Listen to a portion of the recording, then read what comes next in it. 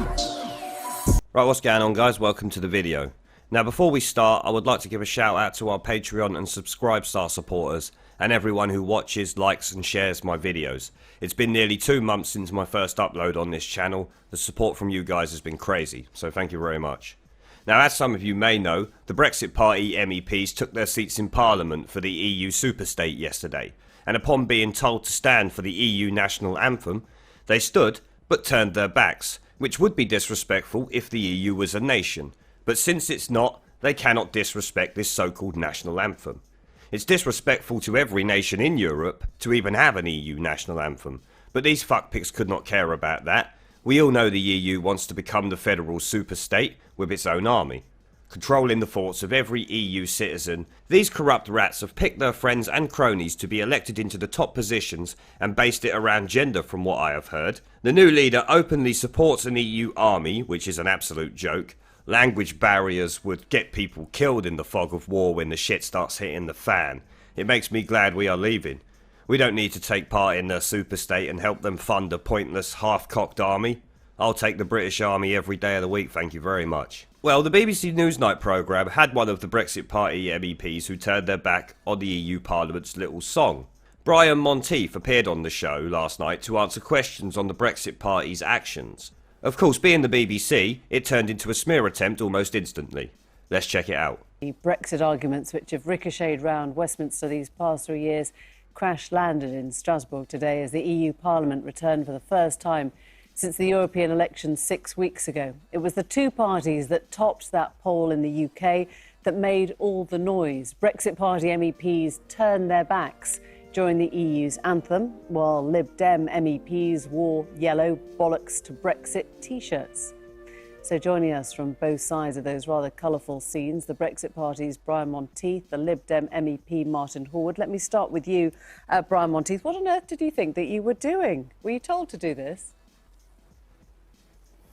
Well, in fact, we were sitting down at the point we were told to stand up for the national anthem. Well, this is not a national anthem. This is a lovely piece of music by Beethoven that has been purloined to try and replicate an anthem for the European superstate that the Federalists wish to build. So we did stand up, but we could not respect this. And so we chose to have a dignified, silent protest by turning our backs on the drive towards federalism. And that's what we did. And then we sat down and took part in the proceedings. I wonder why you'd worry about somebody telling you to do something. You don't normally worry what Europe tells you. You know how to behave, Who said we were don't worried? you? I just think it's very simple. We're being accused of disrespect. The truth is, the disrespect is coming from the politicians who want to have a second referendum, who want to overturn the result of which the British people put us in place for. So no one... that's the disrespect that we're fighting. So no one in the EU Parliament then? I mean, literally no one in the EU Parliament. You were sending that signal to completely the wrong people in the wrong Parliament. That's to do with your... No, we were sending it to the people. I actually think you need to attend the Parliament yourself. That Parliament is full of people who wish to actually remove the nation states from the whole of Europe. They want to build a federal United States of Europe, and the army, the flag and the national anthem are all part of that. And that's what the British people have rejected, and we were showing that face to them. So don't go. I mean, it's perfectly easy. No, we have to go. No, we should go. We should go. We should go, because if we didn't go, then it would be populated only by people who would be the fifth column for overturning our democratic decision. It would be populated by people who want to have a second referendum and reject the vote of the 17.4 million people. Why should we leave the field bare for people who reject British democracy? Just That's not clarify our something. job. Just clarify something for our viewers, because you are clearly horrified by the EU Parliament and everything it stands for. Just clarify that you don't take a salary from that Parliament and expenses, Of course will you? I take a salary. I've made significant financial sacrifice, as have many of my You colleagues, take the salary to be from a there, place to that you protest. despise, that you don't want to be part of. No, of course we'll take that the you salary. can't behave in. The salary is respectfully ours because it's paid for by British taxpayers who have put us there to be there for their voice. No, and you so chose to be elected. No problem. You chose to be elected to a Parliament you don't believe in. The salary. OK. Of course I've been. Of course, that's why I stood. And Right. people knew I was standing for that Parliament. There's a perfectly simple way to respond. Sinn Féin, as you well know, don't take their seats and they don't turn up. And But we're neither do certainly they not take Sinn their Féin. salary. We're certainly not Sinn Féin. I'm just I saying make there's no a precedent for apologies how to saying behave the if you don't Brexit want to be Party part of a is parliament. absolutely nothing like Sinn Féin. You've done this before, haven't you? This stunt, whatever it was. I think last time it was in 2014 with the with the Front National I of wasn't there in France. 2014. I wasn't there in 2014. I don't think I actually did that. It's been done in 2014, I was fighting the Scottish referendum. OK. I'm afraid you're wrong there. Brian Monteith, just clear something up for us, because I know you applied, didn't you, as an MEP with a French address saying that you would move to the northeast. Have you now moved? You've moved out of France and you're now, resident in the northeast of England? It's very interesting you raise that because, of course, it's another Remainer distraction. No, The I'm just rules asking a allow question. me to stand. The rules allow me to stand as a candidate from my French address. So you still live and in that France? was in the public domain. That was in the public domain, and I made it plain that that's where I stayed. Right, so and of course, as I also made plain, I was in the process of moving to the UK, and that process is actually happening. And I will be in the UK in the not too distant future. Okay, but as things It's a side issue. As It makes things no stand- difference. Right, you're a member of the Brexit Party of England and an MEP in the Parliament that you don't want to sit in, living in France.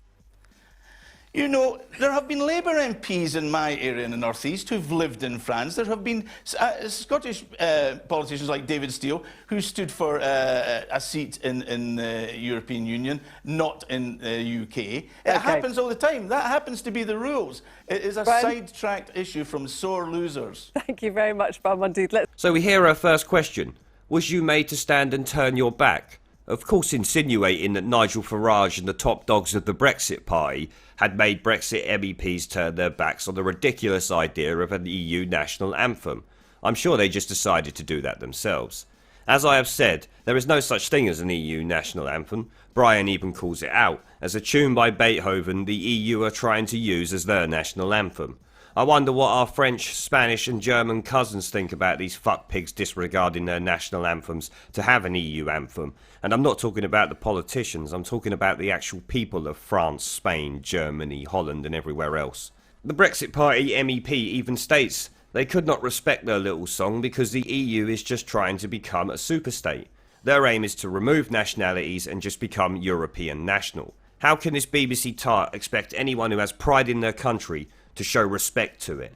Like I've said, if it's a national anthem, then respect must be shown, as we would want the same respect shown to our nation. But not for the EU superstate. It's never going to happen. They are not a nation and they never will be. I will respect the individual nations of Europe.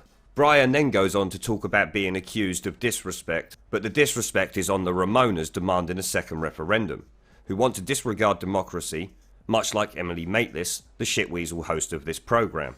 Her point about them sending a message to the wrong parliament goes to show she did not listen to what he says. She just has bullet points to attack him on. This is a bit like the venereal disease and Sargon of Akkad interview. Jeremy Hunt. I'm so sorry, Jeremy Hunt.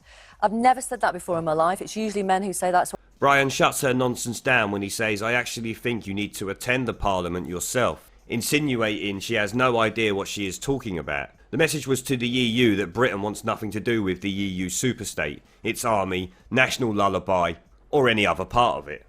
We want out and we will get out.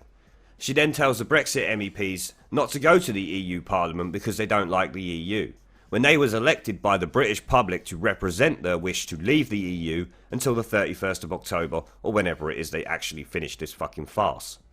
They have to go there and further the cause because we need someone to fight our corner, obviously. Now, of course, this bint doesn't want that. She wants us to remain, which is obvious by her line of questioning and general attitude towards Brian in the interview. She goes on to attack him for taking a salary for the position the British people elected him to. If the people elect him to a position and our taxes pay for that position, then he is spot on in taking it and representing us. We pay the MEPs to represent us over there. At least the Brexit Party MEPs will do that. We pay the BBC billions a year to bring us unbiased news and TV shows. But we get half-wit spunk trumpets like you pushing your Ramoning agenda and using smear tactics like this interview, you dirty, dirty fucking smear merchant. This woman and her employers are a disgrace to this nation. She says the MEPs choose to be elected, which is complete nonsense. They choose to put themselves forward as candidates. The people chose him as an MEP. He did not make the choice to be elected, because it wouldn't be an election then, would it? How are you even that bloody stupid? Emily compares the Brexit party to Sinn Féin. And damn, that's a new one on me. And even brings out a little chuckle from Brian. What a ridiculous thing to say. How Emily is not embarrassed by our actions here is baffling. It seems she will use anything to try and discredit the Brexit party, and any Brexiteer for that matter. It must be a new BBC policy since 2016.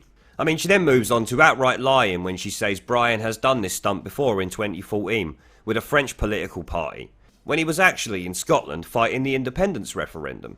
Where the fuck does she get these questions from? How can a BBC host just sit there and blatantly lie about someone? They just don't care anymore. Flat out lies are a reasonable tactic for journalism in 2019 if the person you are interviewing opposes your socialist worldview. And finally, it moved on to where he happens to live while he's an MEP. The guy has enough money to own houses in both the UK and France. So fucking what if he owns a second home out of the UK? I would love to own a holiday home. Maybe one day I will. It's just another tactic to smear the Brexit party because she lost the 2016 vote to stay in the EU superstate. He calls it out as a Remain a distraction, which it is. I don't care if he lives in the Republic of Ireland, Netherlands, Scotland, England. All that matters is he serves the interest of the UK.